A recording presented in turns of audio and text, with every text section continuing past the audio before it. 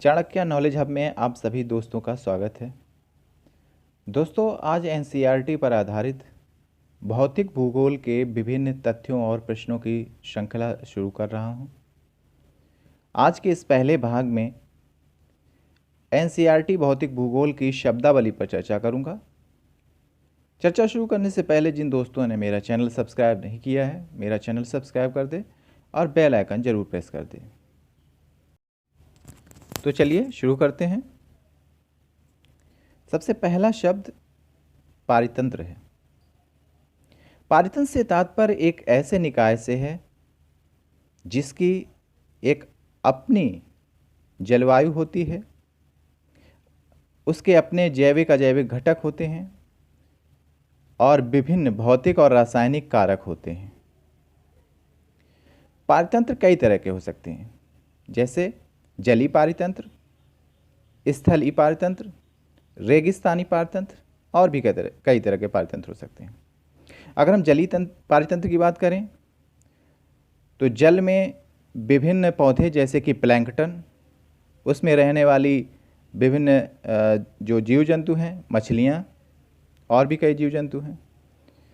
जलीय पारितंत्र के और भी पौधे, जल में घुले विभिन्न पदार्थ, ऑक्सीजन आदि सब जलीय पारितंत्र के भाग हैं।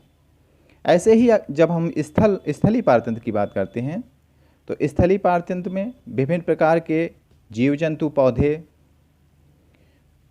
विभिन्न कार्बनिक अकार्बनिक पदार्थ, विभिन्न भौतिक अभौतिक कारक, रासायनिक कारक। इसी तरह रेगिस्तानी पारितंत्र में भी उस रेगिस्तानी पारितंत्र के पौधे जो अलग प्रकार के होते हैं, कटीले होते हैं, वहाँ की जलवायु, वहाँ का तापमान। तो इस तरह से हम देखते हैं कि पारितंत्र में विविधता पाई जाती है। पारितंत्र में दो तरह के घटक हो सकते हैं, पहला जैविक घटक, दूसरा अजैविक घटक। अगर हम जैविक घटक की बात करें तो इसमें जीव जंतु जैसे मनुष्य, विभिन्न प्रकार के बैक्टीरिया, प्रोटोजोआ, विभिन्न प्रकार के उत्पादक जैसे हरे पौधे, उपभोक्ता जीव जंतु और अपघटक आते हैं जैसे कि केंचुआ आदि। अजैविक घटक में विभिन्न प्रकार के भौतिक कारक जैसे तापमान, आर्द्रता, प्रकाश और वायुमंडलीय दाब। अकार्बनिक पदार्थ में जैसे जल, ऑक्सीजन, कार्बन डाइऑक्साइड और नाइट्रोजन। कार्बनिक पदार्थ में प्रोटीन, कार्बोहाइड्रेट और लिपिड। अगली शब्दावली में अगला जो शब्द है वो है एल नीनो। दोस्तों, एल नीनो एक ऐसी परिघटना है जो 10 वर्ष में 2 बार या 3 बार परिघटित होती है और ये परिघटना दक्षिणी पश्चिमी अमेरिका के पेरू तट पर घटित होती है। इस परिघटना में अगर हम किसी सामान्य वर्ष की बात करें तो सामान्य वर्ष में उत्तर पश्चिम ऑस्ट्रेलिया में गर्म जल जो रहता है और दक्षिण पश्चिम अमेरिका में दक्षिणी अमेरिका के दक्षिणी पश्चिमी तट पर सामान्यतया एक ठंडे जल की राशि रहती है। इस ठंडे जल की राशि में विभिन्न प्रकार के पौधे, प्लैंकटन, जिससे बहुत से जीव जंतु, मछलियाँ आदि रहती हैं। लेकिन जब एल नीनो परिघटना होती है तो जो गर्म जल राशि होती है वो दक्षिणी अमेरिका के पश्चिमी तट पर यानी पेरू तट पर विस्थापित हो जाती है। ऐसे में पेरू तट का ठंडा जल गर्म हो जाता है, समुद्र का औसत तापमान लगभग 3 से 4 डिग्री सेल्सियस बढ़ जाता है और ये परिघटना दक्षिणी अमेरिका के पश्चिमी तट पर 3 से 18 डिग्री दक्षिणी अक्षांश के मध्य होती है। 3 से 18 डिग्री दक्षिणी अक्षांश।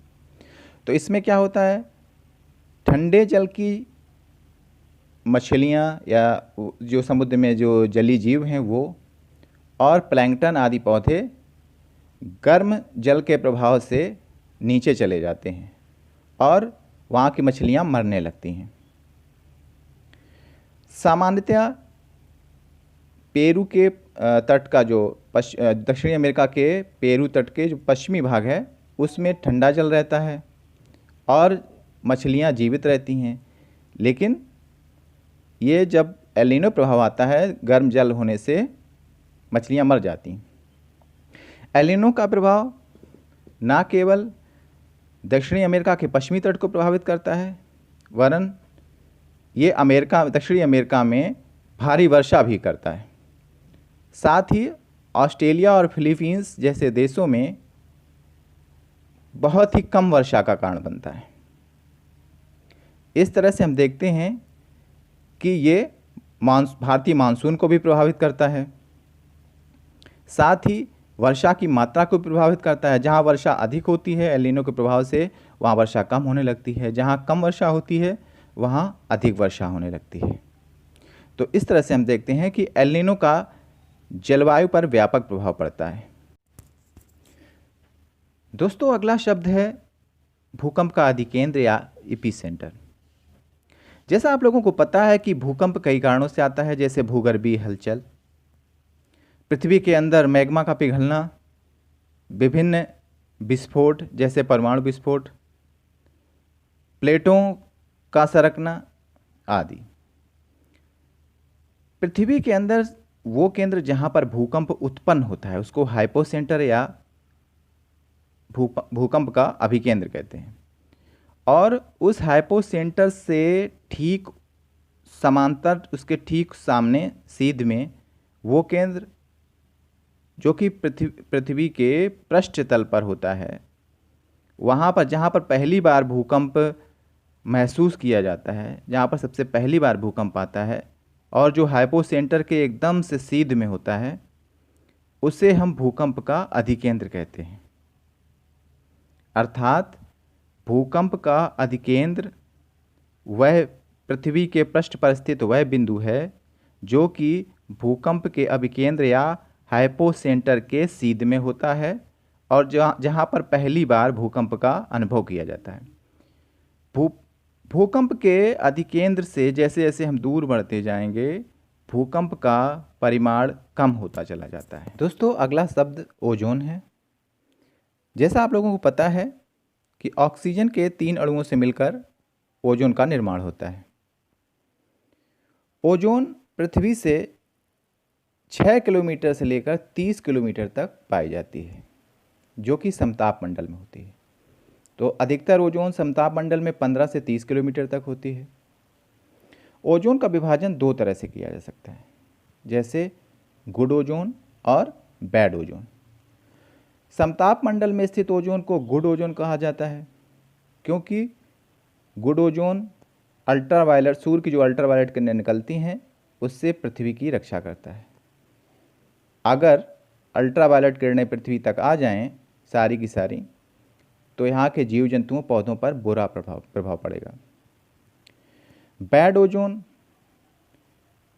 पृथ्वी पर ही विभिन्न प्रकार के कारखानों, मोटर गाड़ियों आदि से जो रासायनिक संयोग होता है उससे ये बैड ओजोन उत्पन्न होती है। बैड ओजोन यहाँ के पौधों और जीव जंतुओं पर बुरा प्रभाव छोड़ती है।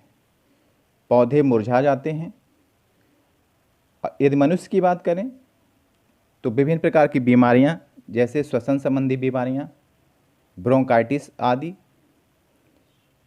और फेफड़ों पर बुरा प्रभाव पड़ता है। दोस्तों, इस तरह से देखते हैं कि गुड ओजोन जहां पर्यावरण मित्र होती है, वहीं बैड ओजोन पर्यावरण की शत्रु होती है। गुड ओजोन जहां प्रकृति द्वारा निर्मित होती है, प्राकृतिक होती है, वहीं बैड ओजोन मानव निर्मित कारकों से उत्पन्न होती है। दोस्तों, अगला शब्द है उपसौर और अपसौर।